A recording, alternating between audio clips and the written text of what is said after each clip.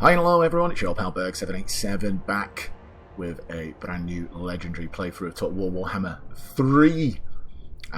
This time as the Ogre Kingdoms, and as I'm guessing you're fully aware by looking at the title, we're going to be playing as Scrag the Slaughterer.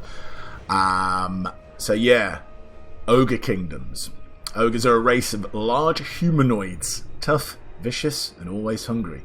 Semi-nomadic in nature, wandering ogre tribes can be found wrecking their way across the known world.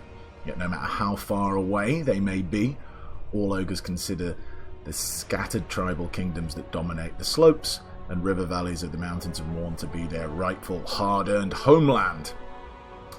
They fight as thugs, bandits and mercenaries, picking on the strong and weak alike, battling mighty foes and powerful kingdoms thousands of leagues away. They do this all for the alluring promise of gold, plunder, and most importantly, meat! Their endless destruction and looting serves only to appease their gluttonous appetites and their ever-hungry god, the Great Maw. So, Ogre Kingdoms. What are their unique mechanics? Well, they have camps. Camps deploy. Deploy camps to create forward base, constructing buildings, and recruiting units from them. Camps are basically your main settlement buildings. You can capture regular buildings, but they can never go higher than tier 3, which means that your sort of elite units can't be recruited. And also, you don't really generate a lot of money from those types of settlements, whereas you can get some pretty, good amount of money from your camps. We'll talk a little bit more about strategy and tactics with those once we get into the game. Meat. Each army is sustained by meat. Source it from fighting battles and being near camps. And each army individually has like a supply of meat, and each unit in your army costs 1 meat, I believe. And you can use that meat to sort of buff your army, make sacrifices to the Great Maw, which gives you buffs and all that type of stuff. Again, we'll discuss that more in detail once we're into the campaign. And contracts. Factions will issue you contracts, fulfill them to increase your standing. So you basically get like I think it's every 10 turns you get a choice of 3 contracts that will be randomly issued, and it will be sort of like raise this settlement, kill this person, blah blah blah, that type of stuff. And if you do it, you get plus 40 diplomatic relations with whoever issued the contract, and I think some money as well. But they're not super important. I mean, they're kind of like, yeah, if it's on the way, do it, but I wouldn't go out of your way to do them, that's for sure. Go away, Greasus. So, Scrag the Slaughterer. This is who we're going to be playing, Disciples of the Maw. Scrag the Slaughterer is a legendary prophet of the Great Maw, revered by many who see him as the living embodiment of their god. Dragging a massive meat pot behind him. Yeah, it is quite a massive meat pot behind him. Skrag sees out the brutal thrill of battle, hacking and ripping his enemies in glorious blood-fueled dedication to the Great Maw. So, Skrag's faction effects. Plus 10% campaign movement for all characters. That's great. Plus 1 hero capacity for butchers. Butchers are your one of your 2 sort of spellcasters. The others are I can't remember what they're called. Fire bellies, I believe. They specifically deal with fire magic. The law of fire. Butchers deal with the law of the Maw and the law of beasts. And obviously gets capacity extra for them and recruit rank, which is always nice. Casualty replenishment rate plus 8% for Gorger units. Gorgers are Scrag's speciality. Gorgers are awesome. They really are an awesome unit. And he also gets minus 50% upkeep for them. We'll talk more about specifically why Gorgers are awesome when we get into it. But a reason why I wanted to play Scrag over Greasus for the first time round is that I feel like Scrag's a bit more melee based, especially considering he uses Gorgers, and you know me, I like a melee army, so we're going to be playing with Scrag this time round. So let's get things rolling.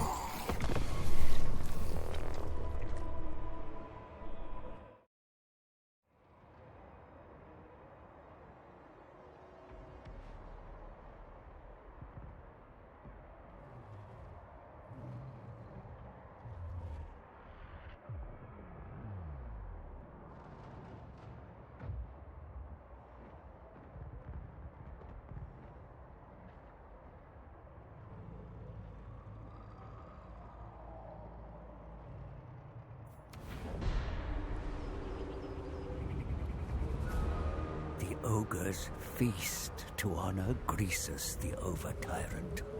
Their appetites are ferocious. I must be wary. Time's up, wizard. No. Put him in the stew. Wait! Untold power can be harnessed from a dying god. Power? Ogres take what they want. What more power do we need? Boil the pot!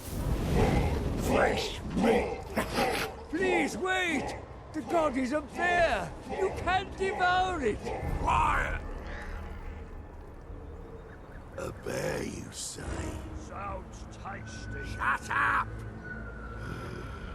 A new meat. God flesh. Enough for you, your warriors, and your god, the Great Maw. I can smell it now. Roast god ribs. A feast like no other. You're no meat eater. What's in it for you? My book reveals a path to his deathbed. I will show you the way for one drop of Ursun's divine blood. One drop. But ogres get the rest. That is the deal.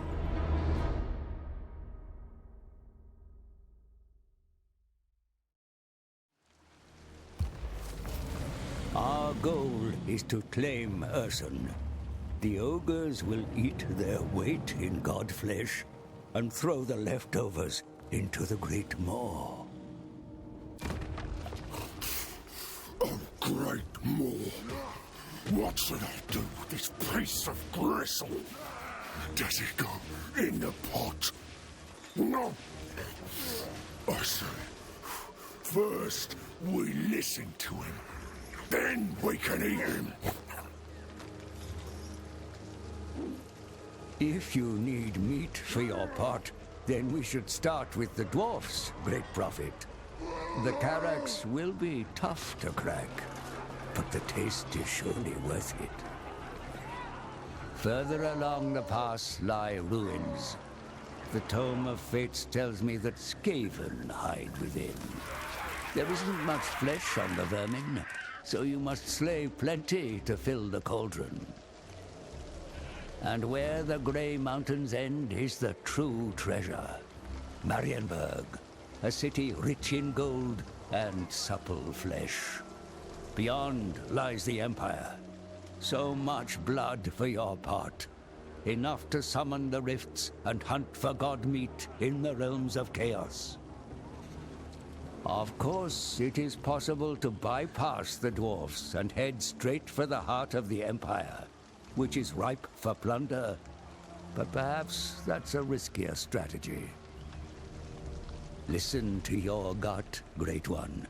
Let its rumble guide you, and together we will seek Ursun and finally sate the Great Maw. Alright. Let's look at the situation. So we start off down here near Altdorf. Zoom out. If we scroll around here, this is Marienburg. Here's the rest of the empire, as you can see, Nordland and all the other places, Hochland, Wissenland, blah blah blah. You've got two sort of options here. One, well, first immediate option is to take out these dwarves. I don't think that's an option, actually. Sorry, I don't know why I'm saying option. That's something you have to do. So we're going to take out these dwarves, nice and easy. Then we've got some Skaven over here now. We could take them out. We could leave them. I normally like to leave them, but we could take them out. I don't know. I like to normally sort of take out Reichland and then sort of build up from there. Because early doors, it's quite easy with the ogres, especially early, to just sort of like steamroll through all of this, take loads of land. The problem is that all of a sudden you've taken a lot, but you haven't really built up your infrastructure, and you've only got one army, and you've got a lot of territory to run around, and people start declaring war on you, and it's just sort of like you start playing a bit of whack-a-mole with the Empire. So what my initial plan is going to be is to obviously get rid of these dwarves. We'll see, maybe we take care of the Skaven, maybe we don't, I don't know yet. I guess we'll find out as we go along. But either way, is to set up our first camp around here. It's quite nicely defendable, like it's, you know, people have got to get through certain settlements to get to it. Build that up, build a bit of infrastructure whilst also, like, you know, sacking, razing, you know, doing all sorts of ogre-y stuff, killing people. while we wait for the rifts to open and take it from there. But we really need to build a bit of an economy because we obviously don't have one, and these settlements aren't really going to help us with that. We need to get our camp up. So cool, let's have a little look at Skrag. So Gore Harvester, as we've already discussed, he starts with casualty replenishment rate for Gorgers and upkeep for Gorgers, all very nice. No armor, or very low armor I should say. Okay leadership, decent speed like most ogres, pretty okay melee attack, melee defense not bad, decent weapon strength. That also gets a bonus versus infantry, which is pretty good, and charge bonus. He starts off with 2 spells, Brain Gobbler, which is whatever, and Bull Gorger, which is alright, especially when you're sort of like trying to solo a lord or something like that. Certainly helps having the extra melee attack and armor piercing damage. Obviously a siege attacker. His resilience, he's immune to mountain attrition, as in courage, hide in the forests. He's a wall breaker, which means you can attack walls directly if you haven't seen that in action. Like now when you're fighting walled settlements, you can literally just send him in and you'll start hammering away at a wall and eventually break it down. He gets Ogre Charge. When attacking brace charge defenders, his unit only loses half of its charge bonus. Obviously because he's a single entity, he has wounds, he has a bit of missile resistance, and he causes fear. Let's have a look at his skills. He has a lot. Quite a few skills, and quite a few where they've got like extra points to put in, but let's have a look at the top. So you can get up to extra 12% to his hit points, which is quite nice. That would add, it doesn't show what it would add if it adds 12% for some reason. I don't know why, unless is that just showing 4%? Yeah, but anyway, okay, so you can get 12% on top of that, which would add, my quick math, somewhere around 700, somewhere close to 800 extra health, so put him up to about 8,000. Toothy Noblars, you can get Winds of Magic Power Reserve Charge, 5% extra, and then when you're using, you can get 30% extra charge when you're increasing the Winds of Magic. Whirling Stump Blades is pretty good. One skill, available at rank 5, that gives you plus 8 melee attack and plus 10 weapon strength. That's pretty good. Lookout Noblars gives him an extra 10% missile resistance, which is very handy for him because he's quite big and missile units will target him, so that would tie him up to a nice 25%, which is always pretty good.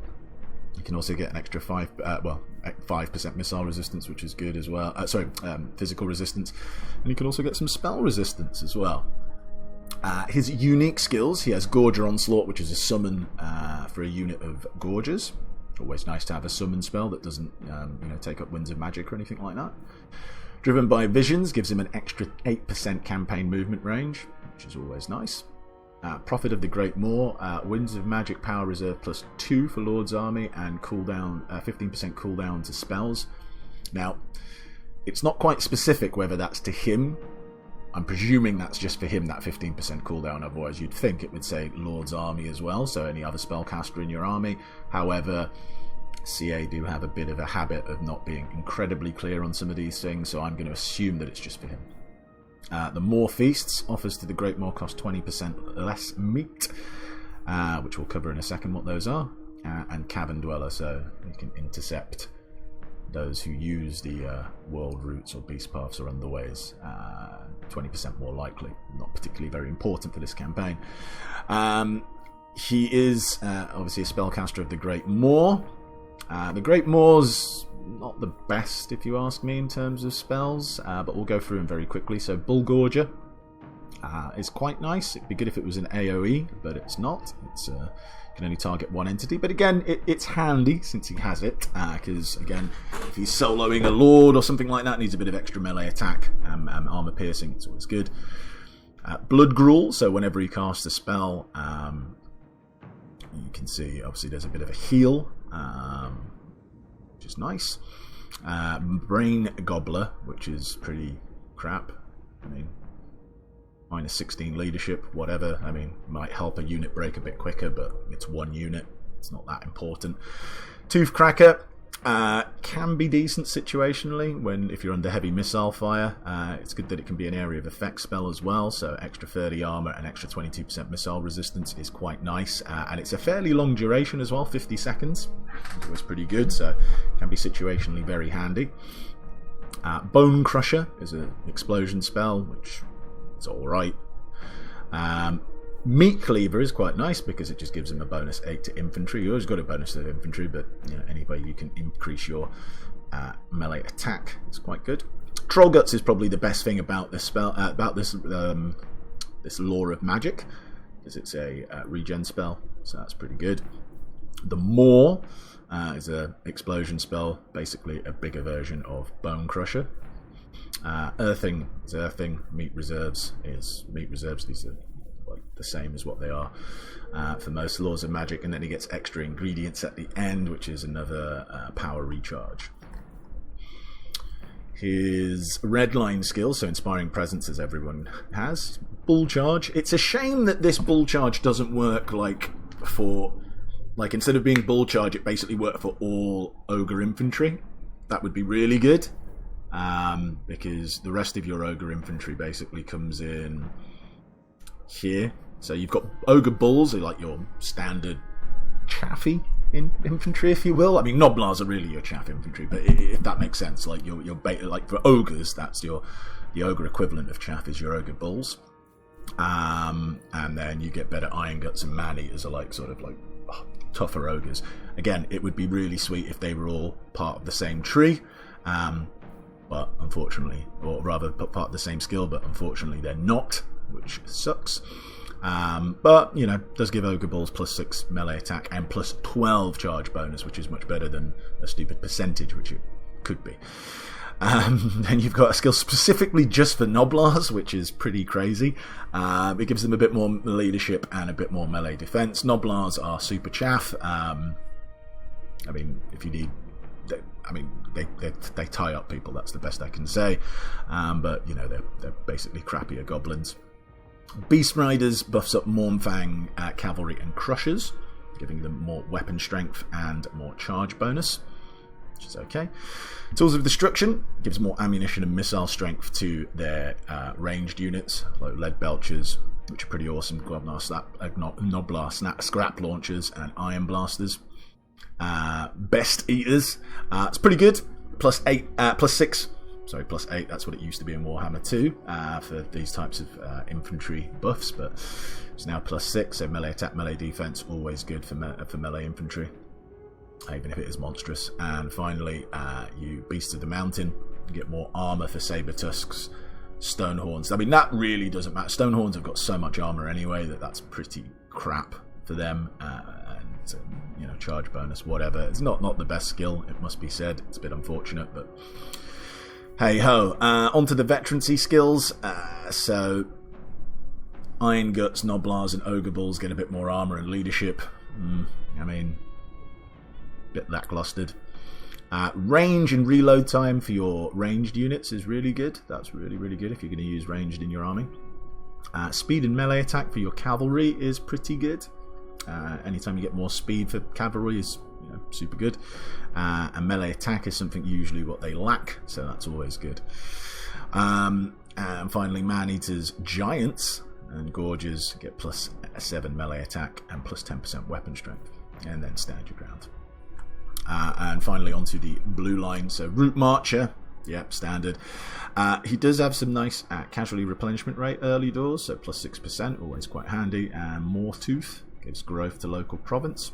And he's got an anti-corruption tech and Brutish Enforcer, which adds control.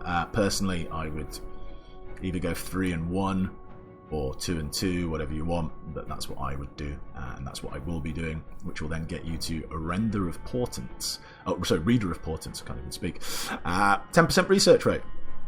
Super nice.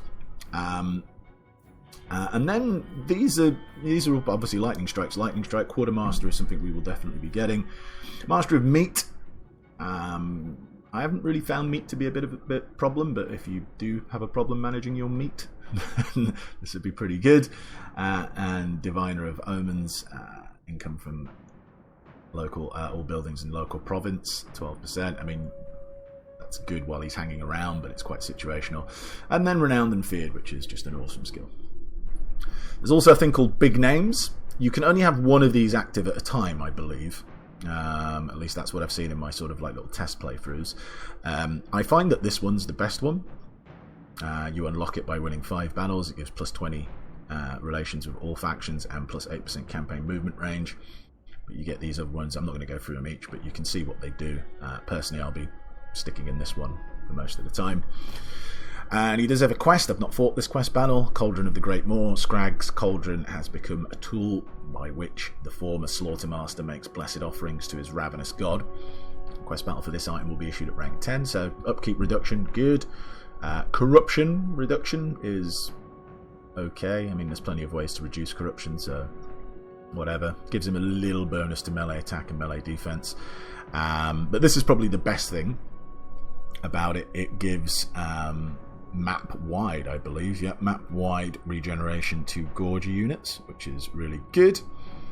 And obviously adds a bit of base weapon damage up to 20% and armor piercing damage as well. So that basically it works for every kill he makes. So that is good for Gorgers specifically, and we will be having Gorgers in the army. I would like to show you the buildings, but unfortunately I haven't got a camp yet. There's a technology we've got to research to be able to go through camps. But this is basically the layout for all settlements that you capture. Even when we capture Karak Ziflin, it will have the same layout, obviously minus any landmarks or resources. But this is your sort of standard set for any settlement that you capture. Pretty bog standard. The landmark here is a reduction to recruitment cost for Gorgers and a rank up for Gorgers, which is quite nice. However, it's 7,500 gold, which is fairly expensive for a building which, you know, is not amazing, that's for sure. We might or might not get it. We can get some ivory tusks, a bit of money and ivory, which is good. This is our standard sort of ogre recruitment building.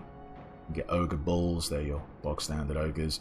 I'd like to go for ogre bulls iron fists when I can afford them, just in the early game, because they do have better melee defense, and they have a shield and a little bit more armor than the standard ogre bulls. Ogre bulls dual weapons, you start off with one, but I mean, they're okay. I still prefer the ogre bulls iron fists, and then you can get the iron guts, who are slightly better. There's less entities than the regular ogres, 14 to 16. But they do cost, quite a bit more, so bear that in mind. We also have the Mournfang lair. You kind of do want to build these because they do increase your hunter capacity, and hunters are good. They increase mobility, and they're also a good hero to have on the map because they do the good stuff. They can assault garrisons of settlements, they can assassinate heroes, and they can assault army units as well. Assault units, not unit, so the whole army, which is always really good. And they're good to have in your army as well, because obviously that increased mobility buff, and a couple of other buffs that they do, which we'll talk about once we get one. You can build these giant stones, which are basically like your garrison for those small minor settlements. They don't have walls. Ogres do not have walls whatsoever. You cannot build walls in any settlement, so not that it matters, because I don't tend to build walls. I tend to keep these at, like, if this was the equivalent, like in the cafe one, I would only have this at level 2, but there you go. You can also build this, which adds growth and defensive supplies. It also does provide a little bit of a garrison. Obviously the big rat trap, we know what this is. We know my feelings on this building. Trash. And then you've got your infrastructure building, so you can get some growth and casualty replenishment rate. You can get some money, 150, not great. You can also generate meat from that settlement. It will lower by 50% all the income from buildings in that region. And that region, specifically, so this is a region, this is a province. Does that make sense? Just in case you get confused or you're unaware. Region is the individual settlement. Province is the whole. So obviously, if you build this, don't bother building that, or vice versa. And finally, Fire Mount lowers corruption and control. Woof. All good. What else do we have to talk about? Contracts aren't available yet. We can't talk about camps yet because I don't have them. But speaking of which, we will go and research Camp Huddle. There's some decent skills in here.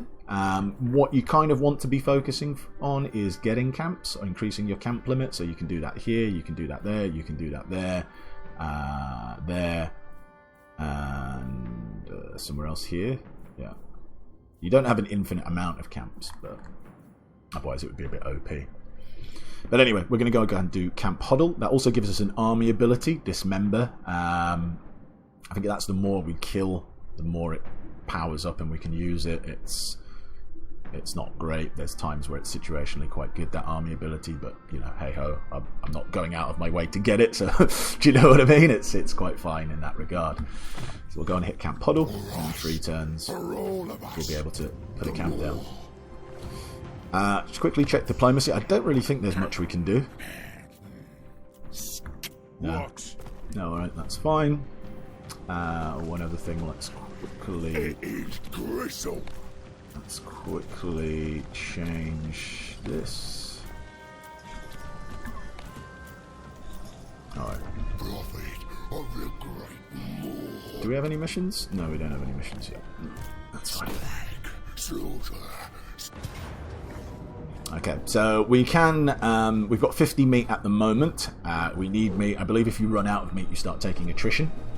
And this is tied to your specific army. So if we got another army, I think they would start off with 50 meat, but their meat has no bearing on our meat. Does that make sense? Hopefully.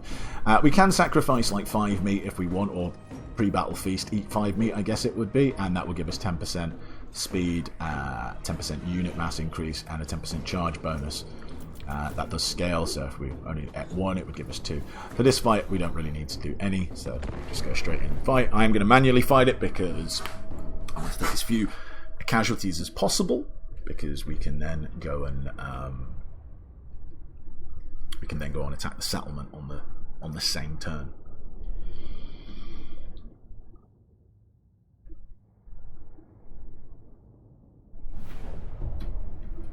Okay, so Noblars, here they are. Pretty trash. Not the best stats in the world, that's for sure.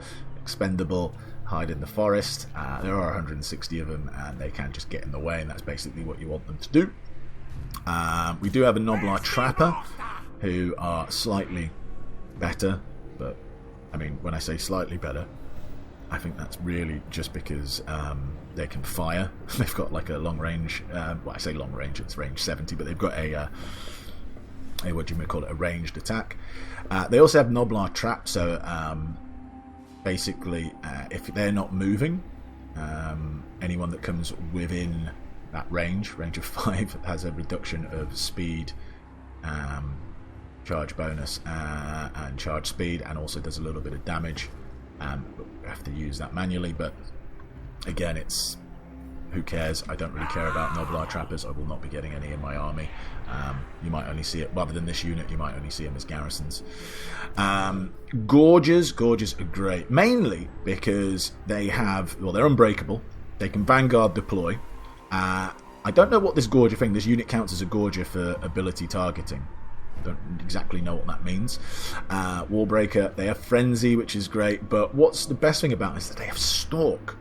So obviously you can just put them here, they can't see them. This becomes super handy when attacking settlements. Like, you can cap so many victory points with these guys. It's unreal. And then once you've done that, you just bring them into the fight and they just kick ass. And they're pretty quick as well, 54 speed. I mean, they you know, can certainly move. Well, like most ogres, I guess. Let's have a little look at them as well. They look like crazy cannibals. Where are they? Look at them.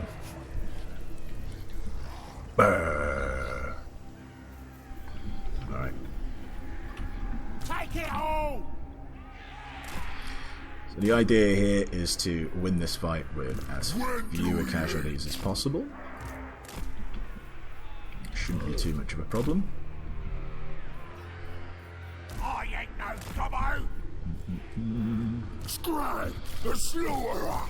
They fight together for the Maw!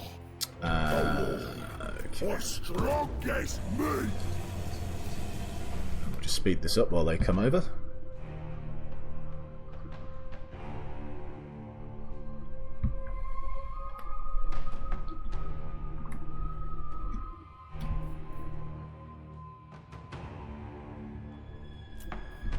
When do we eat?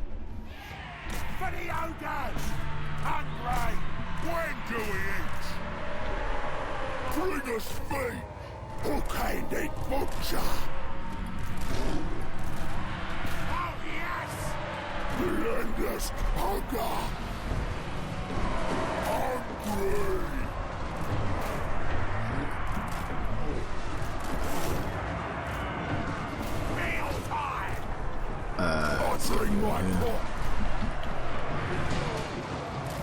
So we'll get a nice big surround on them.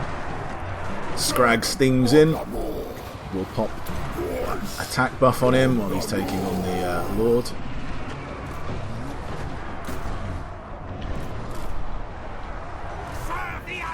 I don't need you to fire. I don't want any friendly fire from you.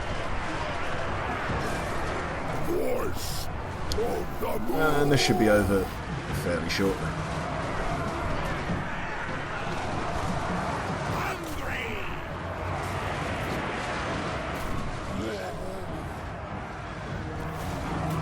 There we go. We do want to kill this guy. I'm just going to pull all these guys out and use the Gorgers to do the attacking on the dwarf infantry, just because they have what do you call it? They have armor piercing, and obviously dwarves have armor. That's what they're known for. Skrag, please come fight this guy. Units do get in the way, which is quite annoying. Skrag can catch him. He's only a dwarf. Not known for sprinting. Unless you're Gimli.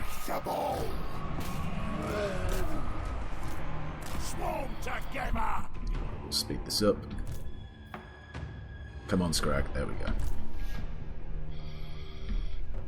And I don't want any of these guys to survive, just because if they do, they will block my path onto the major settlement, and I don't want that to happen, because I want to go on, well, the next settlement, not the major settlement. And I just want to go and wreck that up. So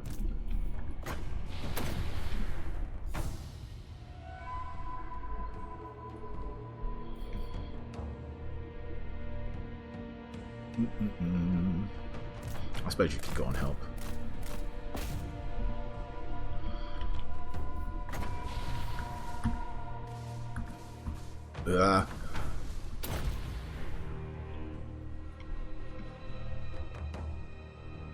They do really need to patch something here, because there's certainly a noticeable difference in Warhammer 3 compared to Warhammer 2, and I'm thinking this is a bug. I don't think this is a desired effect, but when you're chasing down routed units, it certainly takes a lot longer to sort of finish them off than what it did in Warhammer 2, and I mean, ultimately, these guys aren't fighting back and you're attacking them, like they're trying to run away. Like, why can't you just like rip them to bits? It should be much easier to like kill routed units, but I don't know. Hopefully they fix that at some stage, because I don't think that's a desired effect.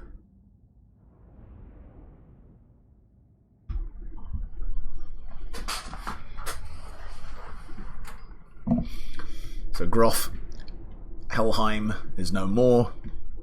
Look at his miners doing the best work.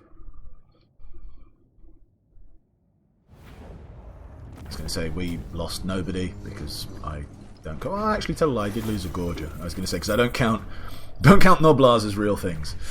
So we got the channeling staff. Okay, that's not too bad. Got 5 meat. We could grab some more meat, but I'm just going to replenish. Meat for the chopping. So defeat an army belonging to the following faction: Karak, Ziflin. That's what we've done. Guided by the Great Maw, you have travelled from the Ogre Kingdoms and into the Grey Mountains. The trouble is, it's full of dwarves. One of their throngs approaches. See them off. Okay, so we've got a butcher, the Law of Beasts, and we got 1,000 gold for that. He's dead. We've got the channeling staff. Send your new hero into your army. Yes, we will do that. We'll get 500 gold for that. And we need to recruit 2 units. That will give us 1,000 gold, so all good. Right. Let's see if we got lucky with RNG in terms of what trait our butcher got. He got tactician. Okay. I mean, not particularly great. Let's have a look at butchers. So butchers, similar stat line to what Skrag has. Look at his wooden leg. Except less weapon strength, not anti-infantry. And less melee attack, less leadership, but generally quite similar. He is of the Law of Beasts, and he starts off with Wyson's Wild Form. is okay. He has all these same things here. But I tell you what's awesome now. I like the Lore of Beasts on previous Warhammer 2.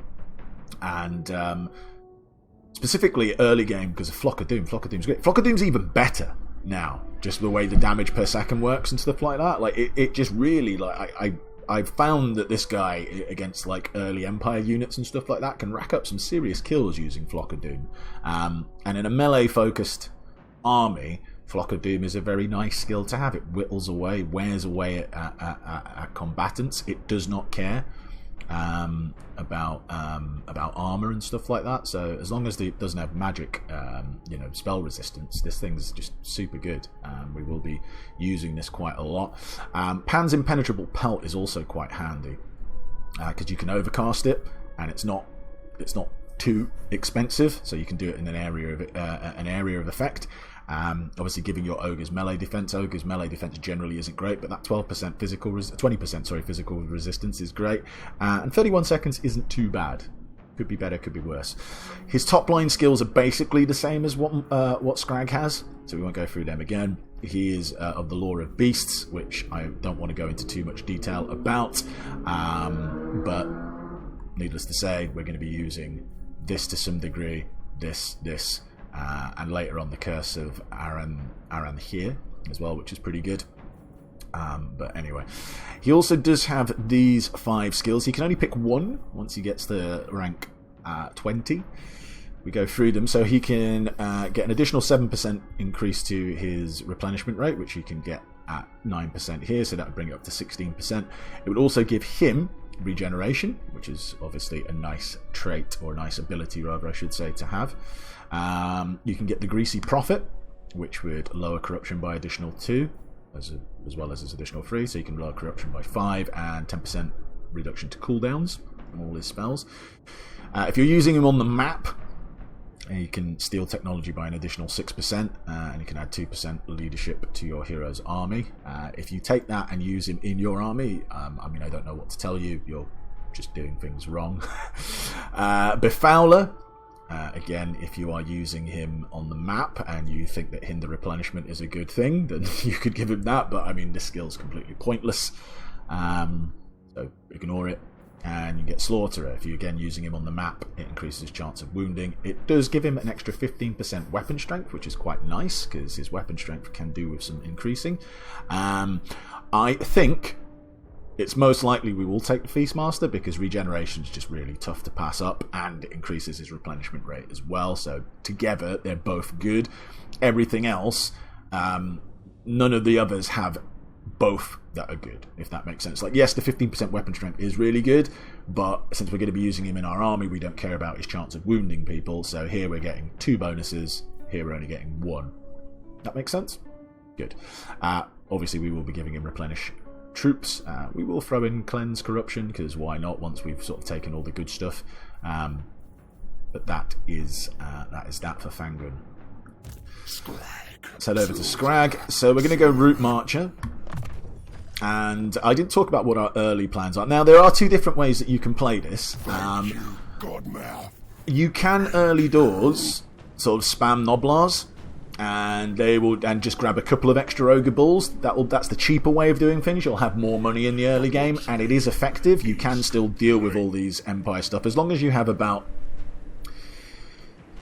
I'd say between 4 to 5 Ogre Bulls, so these 2 plus 3 more, or 2 more, because you've got these are good, and then just the rest Noblars and plus heroes in your army. You can pretty much do all you need to do in the early game, and even go into and complete like a Chaos Rift, the first Chaos, like any of the, you know what I mean, when you go into the Realm of Chaos with Noblars. That's not a problem.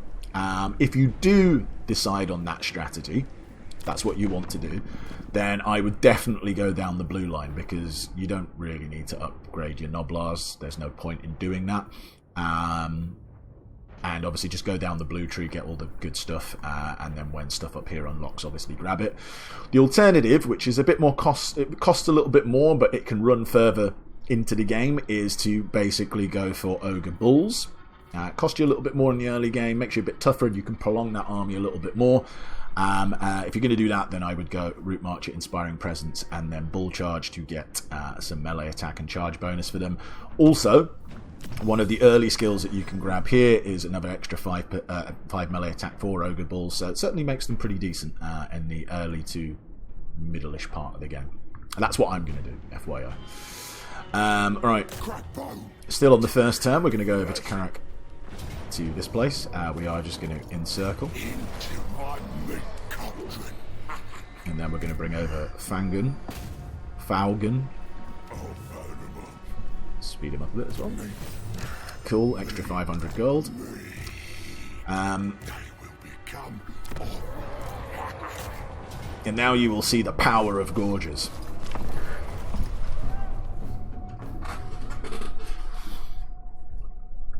Gorgers are too good.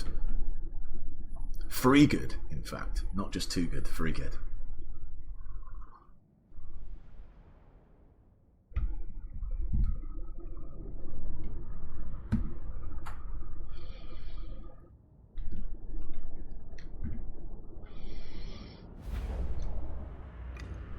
Okay, again, can't be seen. Don't know where they are. Actually, they can stay on this side.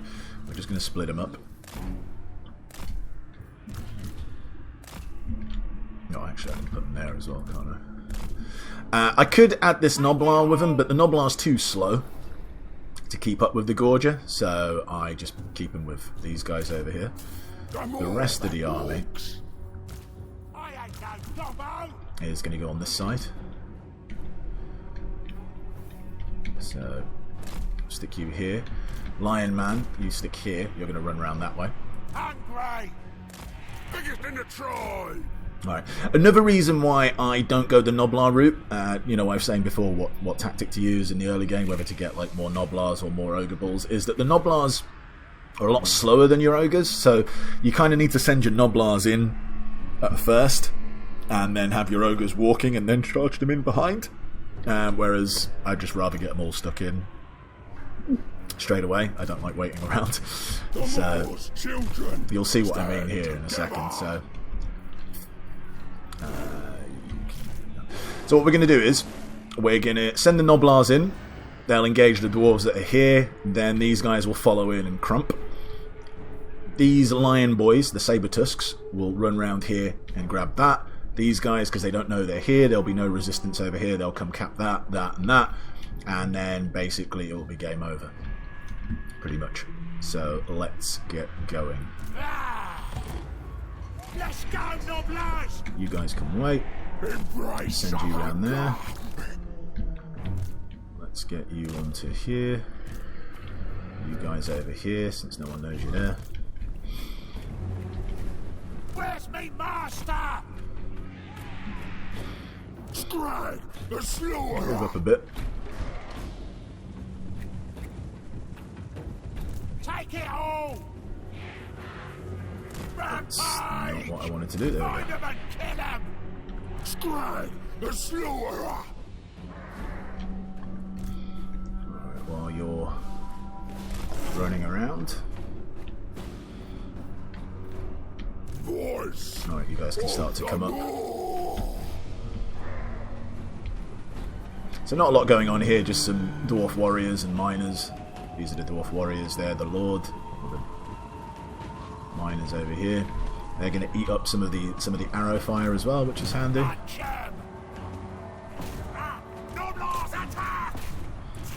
Don't know why they're taking this weird route to go and attack them. Really strange. Relentless hunger! Yes, Great Maw! Over! Boss says so! The Maw commands! Voice of the Maw! When do we eat? Okay, it's fine. These guys are capping. These guys have capped. So great, get up here. This is just going to be a bit of a grind for a couple of minutes while we let's get you out over here to try and help the Noblars. Trappers. Servant of the Maw! The Maw calls! Alright, you've grabbed that. Let's get you up here. You're coming, you've taken that. Well, you're taking that. We can probably speed things up, I think. Master of the meat pot. Let's do that.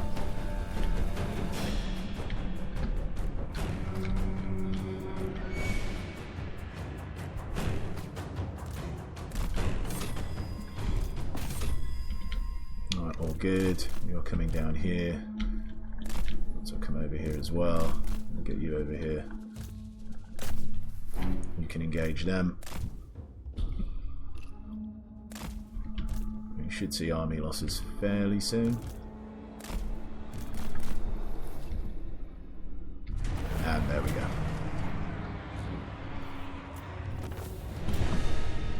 Nice and easy.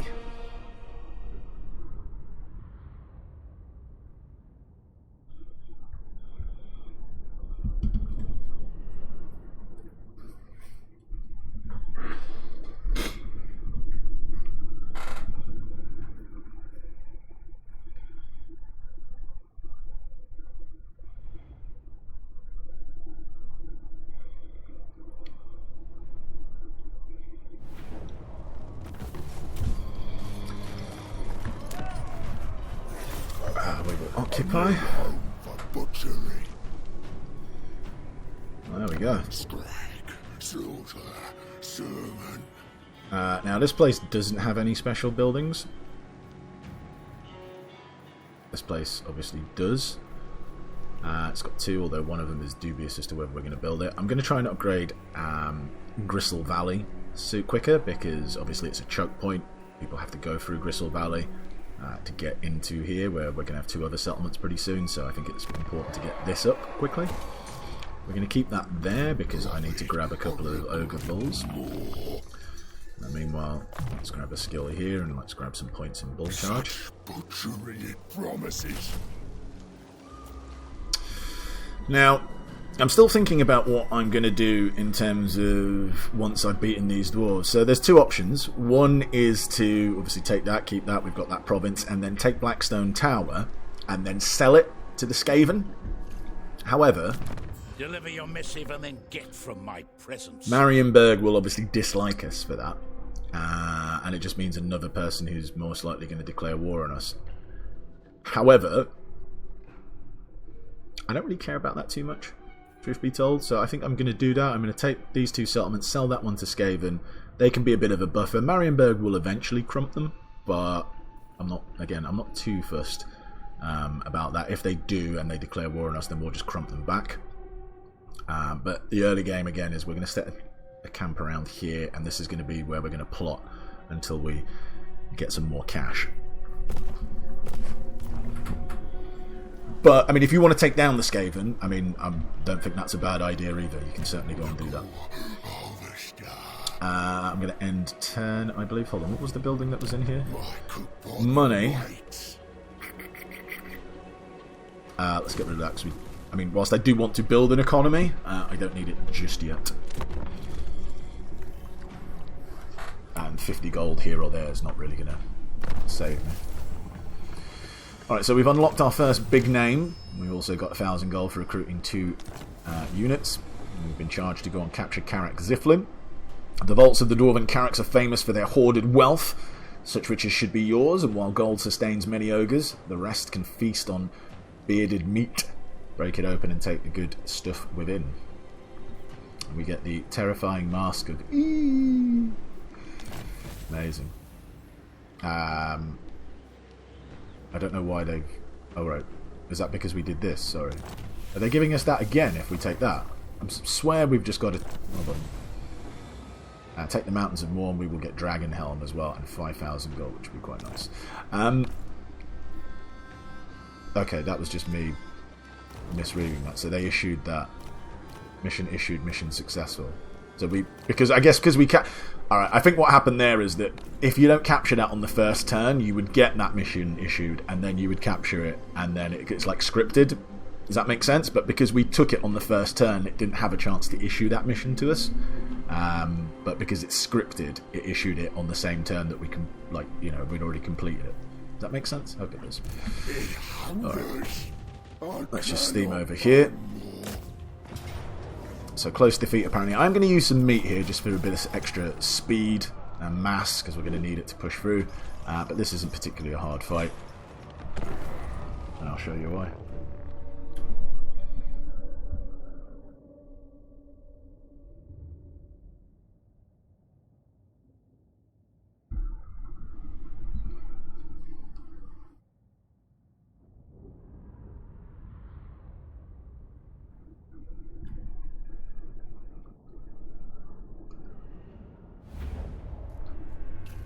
Okay, so we are on the correct side.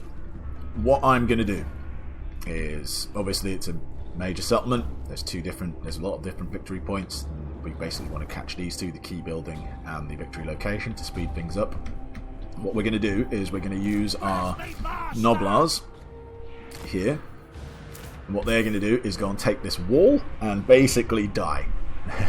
They're here to distract a bunch of dwarves, and keep them busy while we go in through here. But more importantly, our Gorgers are going to go in through here. No one will know that they're there. They won't pay any attention to them. We will bust our way through here and then go bomb, bomb, bomb, bomb, grab all of these locations, and we will get momentum from doing that, and it will all be brilliant. Meanwhile, we're going to do a bit of a feint over here. Skrag and company, they're going to set up over here. So there's no one over here, and basically we will then sprint over to this door and bust it open. Now you can see here we do have this stone shaker ability. Basically we can destroy it. It takes 45 seconds for it to start, so you can't use it instantly. But once that elapses those 45 seconds, we can use it on any part of the wall or tower and just blow it up, which we will do. So let's get ready to rumble. When do we eat? Where's the meat? Alright, you guys up there. You guys steam in over here. And we will make our way this way. Following its voice. So they'll focus on the Noblars, which is exactly what we want. They've left no one over here, which is another thing that we want. And we are going to ground and pound our way in. Now I'm going to use this ability on here so we can get into here quicker. The Gorgers can take their time back capping the rest of the settlement. Master of the meat pot.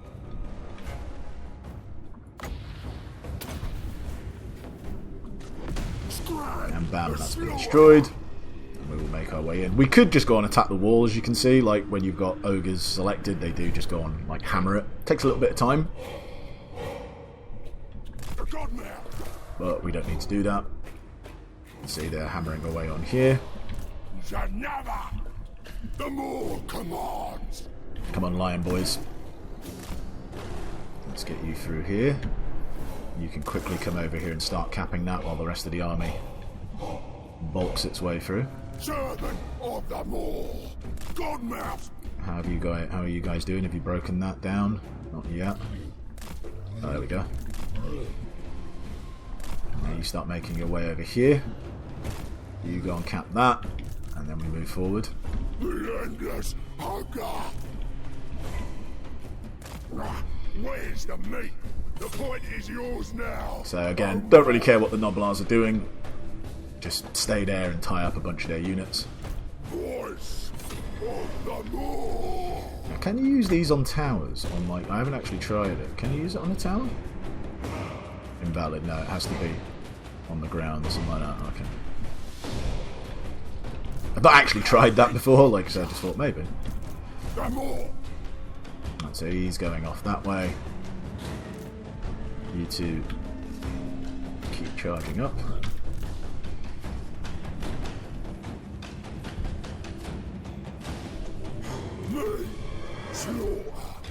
The Maw.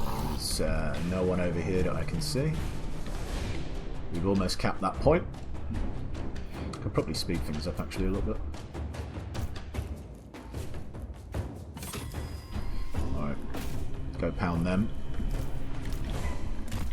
You run around there.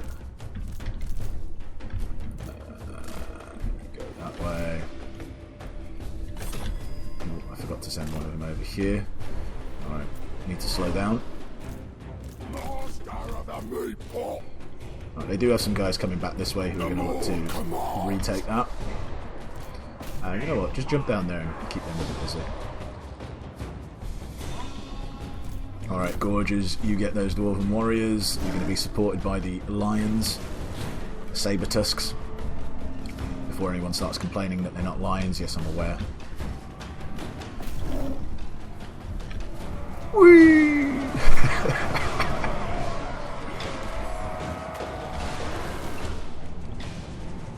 Servant of the Maw. Alright. The Maw call. Let's get you back down this way. The endless hunger.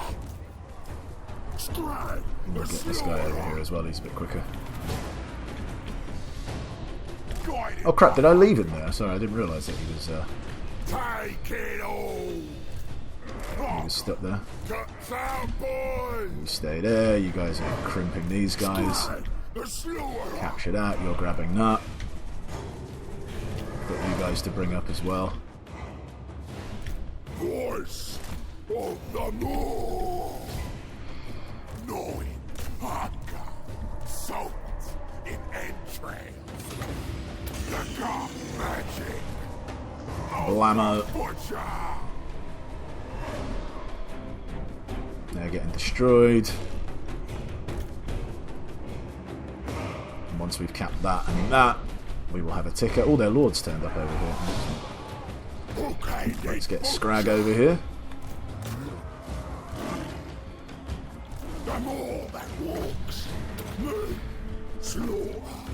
The Maw. Biggest in the tribe. Charge in there. Come support them. The boom bust.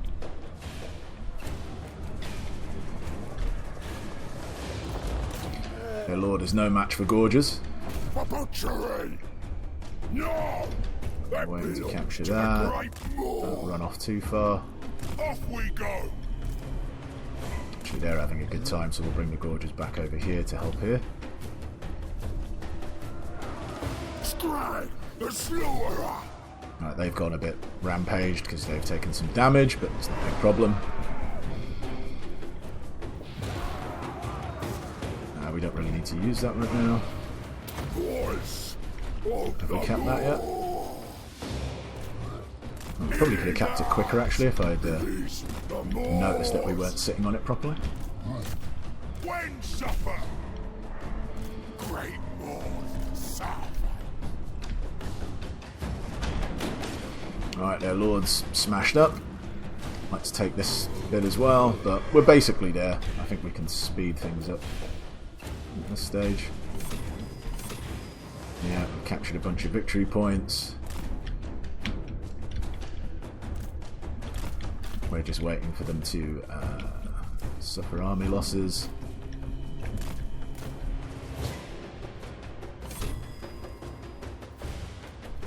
And we're almost there. Oh, we are getting shot on by some quarrelers, so we'll just move out of range. But that's pretty much it. Nice and easy.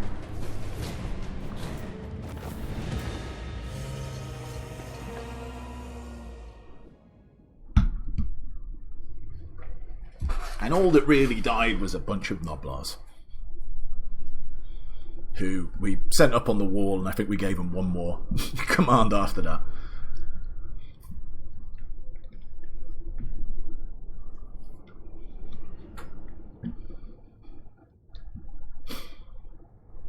But yeah, it's, you know, they're just so good, those Gorgers, for these. I mean, they're good just generally. Like, even if they didn't have these abilities, they're really good fighters. They, you know, they get around, they can vanguard, deploy. It's all great. But the fact that they can stalk, you know, can't be seen. You just run around, cap stuff, and then even if they get intercepted by a unit like some sort of infantry, they'll absolutely pound them as well. I mean, look, you could see he was pounding on their lord as well. Gorgers are just really, really good. Really, really good. Cool. So we've got Dragon Helm, An ornate helm fashioned in the style of dragon scales, allowing the wearer to shrug off burning flames and bolts of fire. Great, so we've maintained control, we've got dragon helm. They want us to do 2 down, we'll get 3,000 gold for that, but that can wait. I actually want to build this here because I've got the space for it. I'm going to keep that there though because I just don't trust that it will switch properly, if that makes sense, when I'm recruiting more units. Okay, let's drop a point in bull charge, and let's drop a point in replenish troops. It hungers.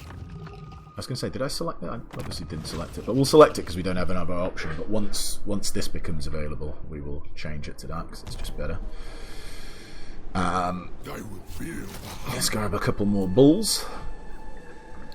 And the commandments, so we have 3 available. We can take Feasts for the Strong, which gives us some control, the minus 20% movement for enemy armies, and 20 growth. That's what we will choose. But you do have the option of reducing plague spreading and income from buildings. Considering you don't make a lot of income from these buildings, I would only use this if you're having real big plague problems.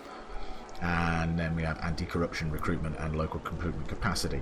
That is actually quite good as well, just for this early part, so we can get our army up to full capacity. What are we at the moment? So we're going to grab 2 more, and then we could grab 3 more.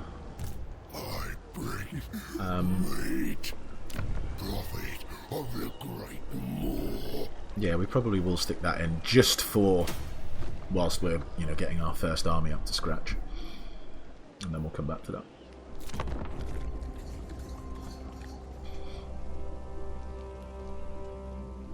I feel its hunger the more. Cool. Skrag got another level up. Harvester. Can have bull charge. Scrag, slaughter, sermon. Move up to here. Your ravenous children Grab awake. a couple more of these chumps.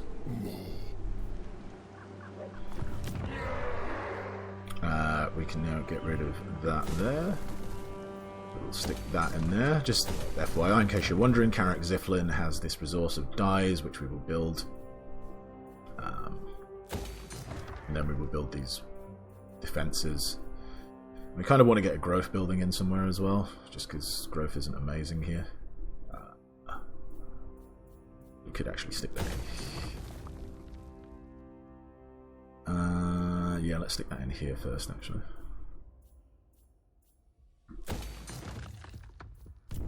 Then we'll come back to that.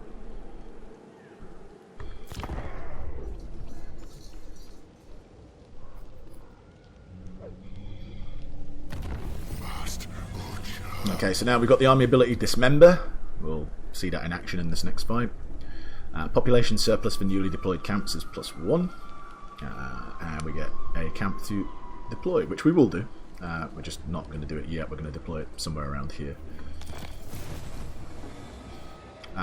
Recruit 20 units. We will get the Cannibal Totem, which is actually quite nice.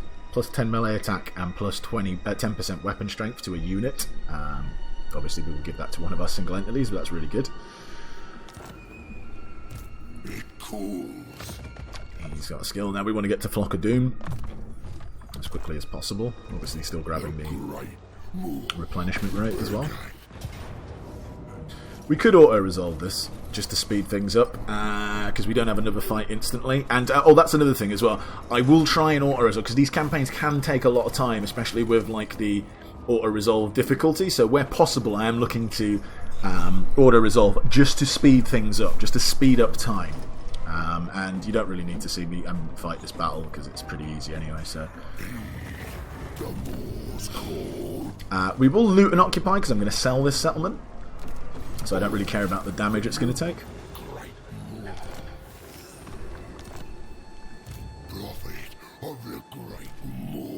And I'm going to grab another point there.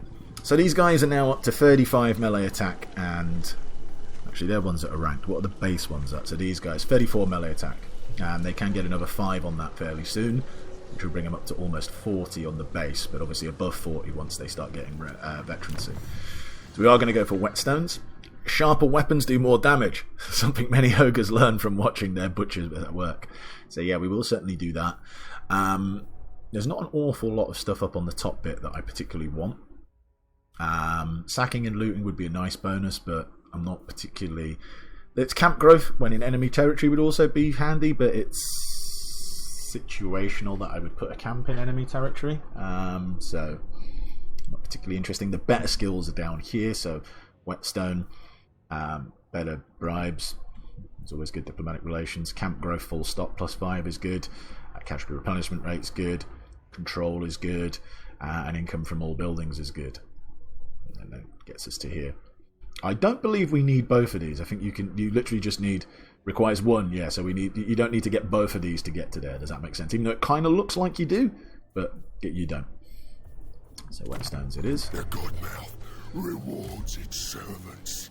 The more calls them You can forth. stay there. We're going to come out of here before we sell it though to the Skaven. Over here we will get this, and we will get this. So a bit of defenses and a bit of money, and a bit of tradable goods. We will have a trade agreement very soon with those Skaven as well. Once we sell that settlement to them, we don't care about the damaged building. Just demolish that anyway.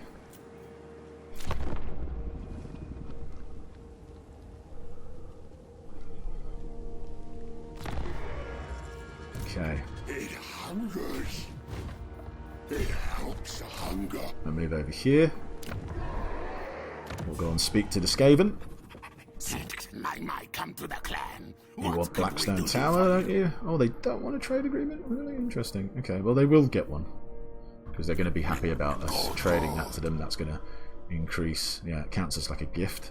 Really weird that they count that as a gift, considering they literally paid us for it. But, you know, there you go.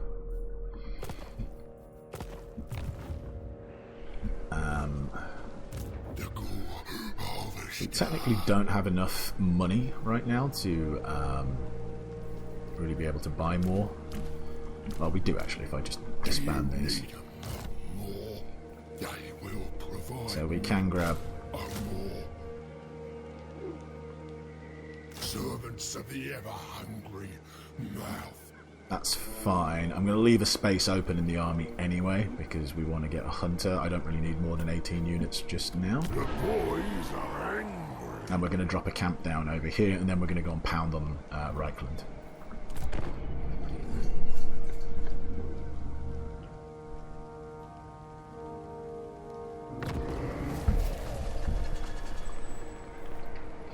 Well, look at that. Just as I... did that, the upkeep for Gnoblars reduced. I could have saved those Gnoblars because when I put the camp in, you'll see what I mean, but you can literally transfer units out of your army and garrison them, but I didn't think it was, you know, I didn't really care too much to do it. No, I think we can't drop a camp now. No, because we're too close to the sun, but we're going to drop the camp about here, and then we'll talk about the camp once we've done that. Alright, well, they will take that trade agreement, just they don't want to do it just yet. Let's get some more money, more defences. We are starting to, well, I say run low on meat, we've still got plenty of meat, but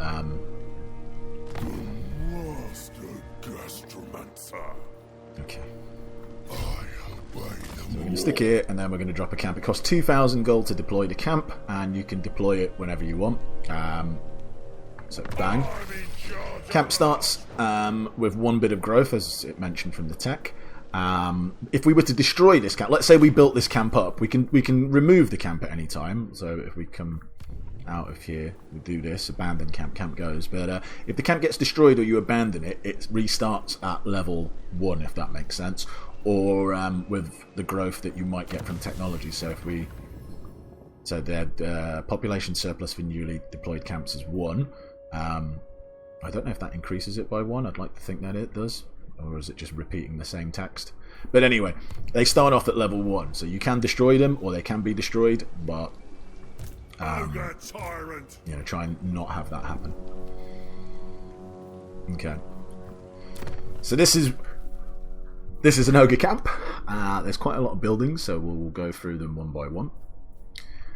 Here is your main building. It starts off here, the upkeep -60. I believe that -60 is to units that are garrisoned in it. We'll talk about that in a second. But generally speaking, it's all quite generic. Income from all non-camp buildings is quite nice. It is quite a nice buff because that does stack the more territory you have and the more money you build.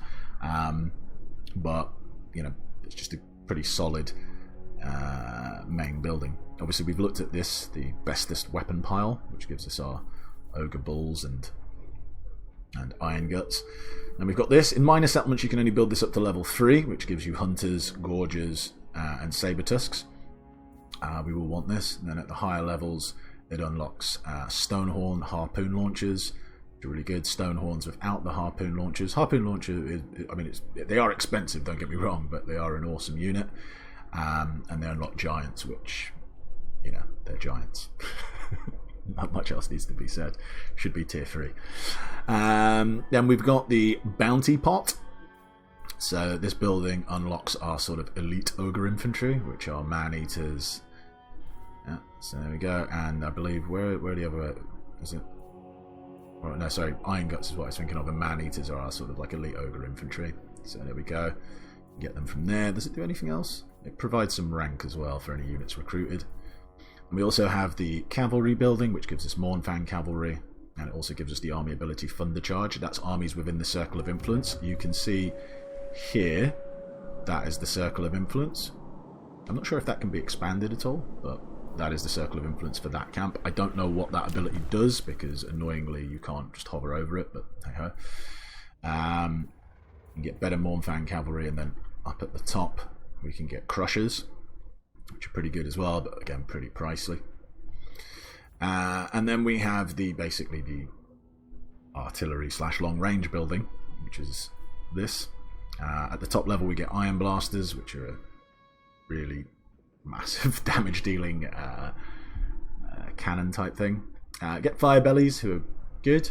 Fire magic has always been one of the more stronger, the strongest, or not the strongest, but one of the more stronger laws of magic. Also, it does have block army, which is a bit of an underrated thing to have, especially with the amount of whack-a-moling that can go on in this game. So, if you want them on the map, it's quite handy to have as well. And then you get obviously scrap launchers and lead belchers. Lead belchers are super good, man. They really are good. And they're not even too expensive, I think. 250 isn't a bad price for something that's that good. I think that's a pretty good price for a unit that really can just absolutely rip things to shreds. Anyway, defences. You'll notice that these buildings don't actually add garrisons, because, again, garrisons, you literally manually put garrisons in here. You manually put units into here.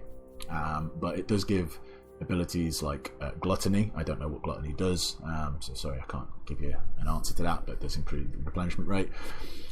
At the top level, this reduces upkeep by 30%. So when you factor in 60% here, and you get this up to, well, you don't even need to get it up to the top level to there, you're only basically paying 10% upkeep for any garrisoned army.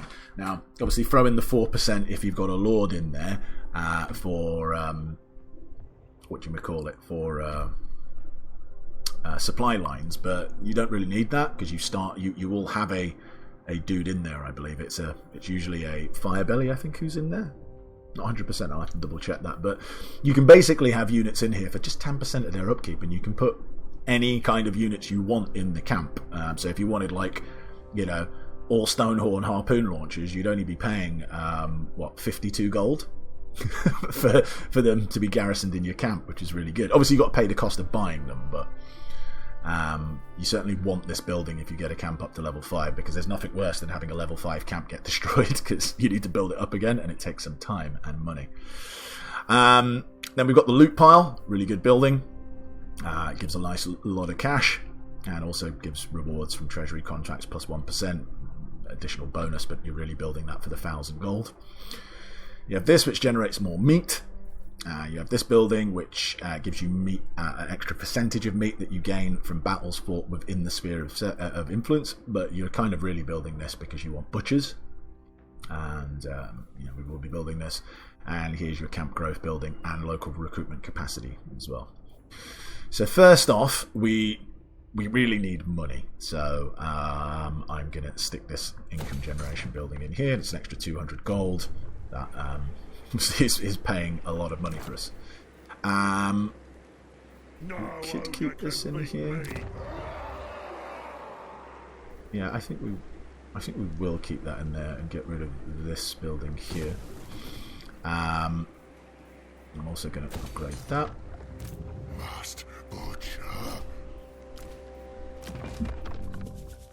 You are going to get Flock of Doom. All good. And one thing that we're also going to be rushing here is we want to rush to level 3 so that we can build the hunter building, or this building here, to get hunters, because we want a hunter in the army.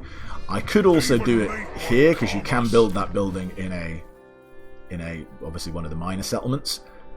Depends on basically what gets there first, really, is where I'll do. But I need a hunt. I want a hunter, and I need a hunter. Alright, end turn. You can also see that change now. That was like red arrow pointing down and 40 something meat. Now, because we're within a camp, we're generating food. We don't spend food while we're within the radius of a camp, which is really nice. Alright, we're actually making some money again, which is also good. Over here, we've got our growth building. I think we are going to grab some more moolah. Yep.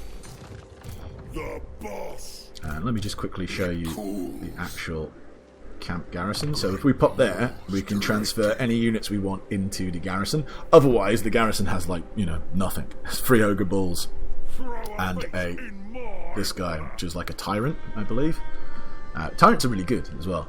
But yeah, when we have a chance, we don't need to do it now, but at some stage it would be good to obviously pimp out our garrison. I wish you could do this with all garrisons in the game, like literally choose what units you want in the garrison. That would be so good. Like, you can build different garrison buildings that give you free units, as in, like, no upkeep. But if you want to put garrisoned units in there at a reduced cost of upkeep that you want to choose, then you should be able to do it. That would be such a good change, but hey-ho. It hungers. Praise Sigma, Prophet of the Great Maw. I'm going to go and mess with these guys, just not yet.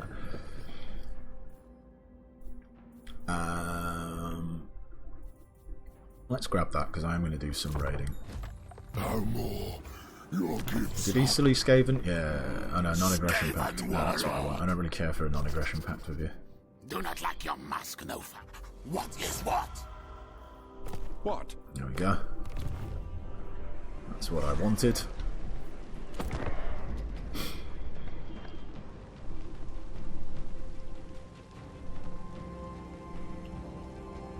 Anyone want to challenge me? The Empire.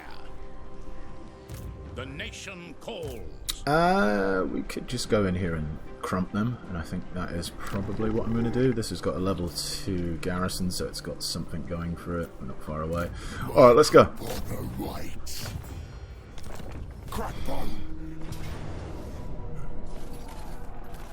We will eat some meat, just to give us some buffs. Oh, that's actually another thing that I forgot to mention. Sorry it's taken so long, but there is a sacrifice to the Great Maw, but I don't know where. Hold on.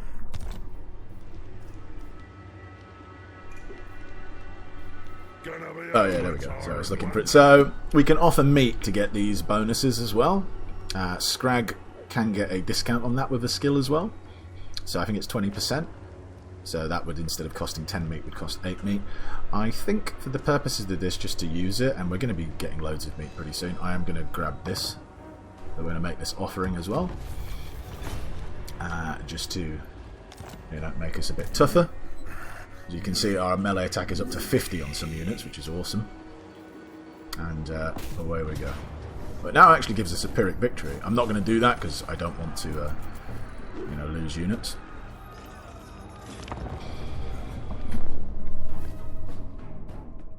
But yeah, this is going to be now the early part of the game where we're just going to be dicking on the Empire. I'm not going to expand too much because I need to build up that camp. And, I mean, it's very easy to just keep taking loads of territory from the Empire, and then all of a sudden you're like, oh crap, I've got loads of land, but like I can only patrol it with like one army, maybe two, and then you're, you know, just running around playing whack-a-mole. So I'm going to be sticking to this area, doing a bit of raiding, sacking, you know, that kind of stuff. Okay. Bring us meat! Ogres! Biggest in the tribe!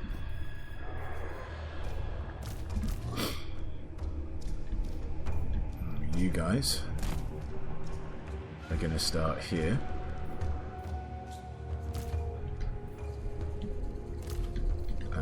Mr. Lion, you're going to be hidden over here. That's fine, you're hidden. And the rest of us are just going to pile in here and Scrag the Slaughterer! kick some butt. A wall of strongest meat! Servant of the Maw!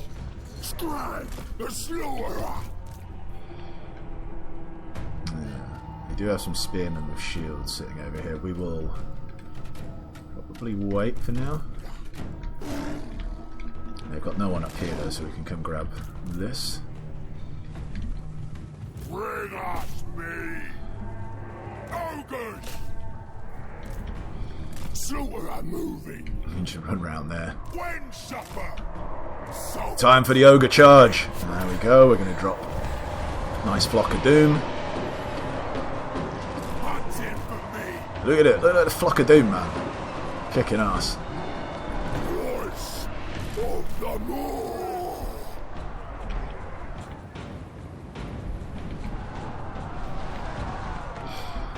Alright, we're capping that top point. I don't care that they're just regular spearmen. There's enough of our dudes here to be able to just like smash them to bits. If they were pole arms, sorry, halberdiers, I'd be a little bit more concerned, but they're not.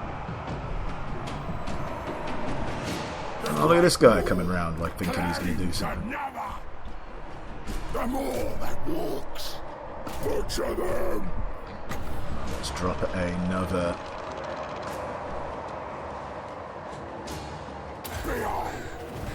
One of these.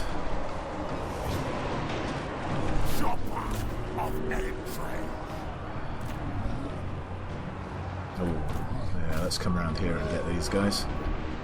The more commands, noise, hunger. Okay, big butcher. It's all going good. Me, slaughter, the more. Crip these free company militia. Ogre butcher. Don't really have enough magic at the moment.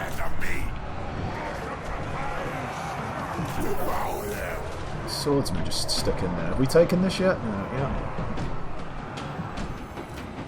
They're getting smashed. Cleave and gouge. I mean, I kind of feel bad for these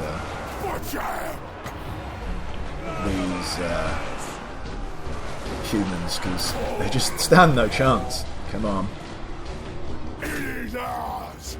Has that been taken? The Moors. So is this.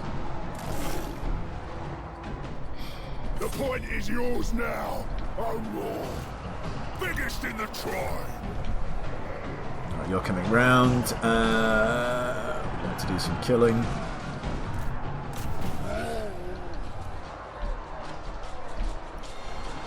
Master of the meat pot. They're still going good. They're all winning their fights. We could cap that, but it'll take a while with these guys, and I kind of wouldn't mind just killing some more units.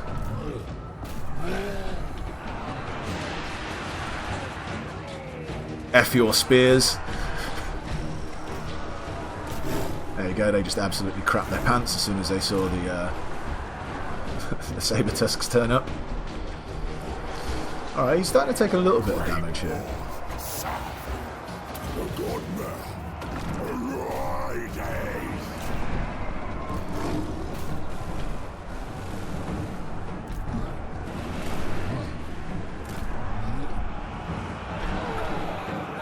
Still winning his fight, it's just, I guess he's got no armour and it's hurting.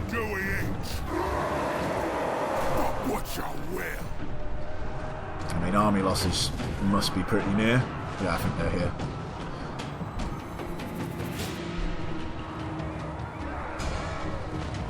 There we go. Just want to kill this guy.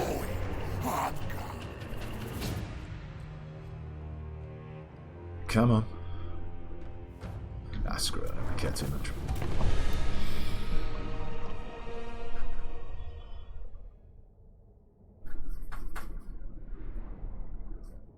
Nice.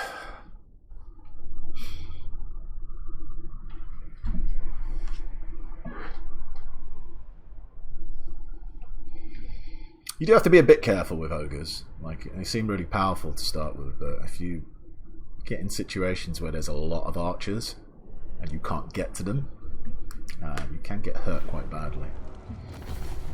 But that wasn't the case here. I could do a bit of sacking. Just to dick with these guys some more. Yeah, let's sack. The strongest Scrag, Slaughterer, servant. Okay. Scrag, Slaughterer, servant.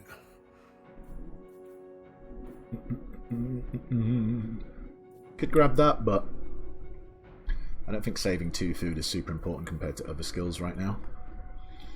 So what I'm going to do is I'm going to basically go 2 here, 2 there. Go for more 2 first, just to get a bit of growth. And get replenished troops here. Could they reach us? I'm just a bit conscious that if I was to sprint, I could get caught in force march mode. And I do want to get points in force march because it gives us that trait, which I can never remember what it's called in Warhammer 3, but it used to be Taskmaster in Warhammer 2, which gives us a buff to movement and stuff like that. Ogre Tyrant! Now, each of these does cost, obviously, growth, and we do need to get to here. We only need 2 growth to get to there. And it's only 2 turns, so I think I'm going to... you could make the argument either way. Let's give us recruitment capacity. I'm going to leave it here just until we get up to what we need it to get to. Ain't gonna roll over.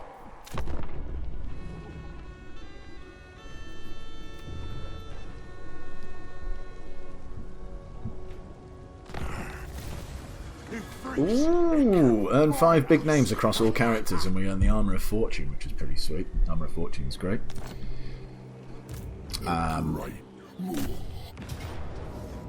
Can we just auto-resolve this? Yeah, we can. I'm not using it as a sack city. It doesn't work the same because you don't get as much experience this time around, but it was more just sort of since we're there I might as well. And then I'm going to try and set up an ambush. See, we can heal as well once we're within the range of our camp, which is pretty sweet. I'm going to move here, go into ambush stance, and hopefully they bring across an army. So I'm going to give them some smashes.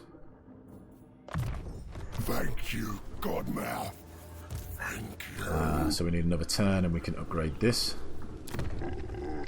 Meanwhile, let's get some dies. Let's upgrade that as well.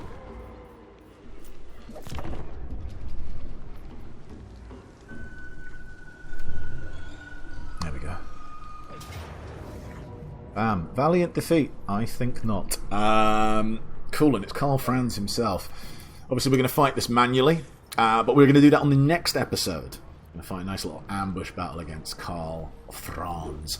As it's the first episode in the series, if you like what you've seen, please do leave a like. If you didn't like what you see, leave a dislike. Remember to subscribe if you like what you see as well in general, because we're going to be doing plenty more series and, you know, great legendary playthroughs. Can't wait for Immortal Empires to come through. So yeah, see you tomorrow when we'll continue things. Until then, take care. Bye bye.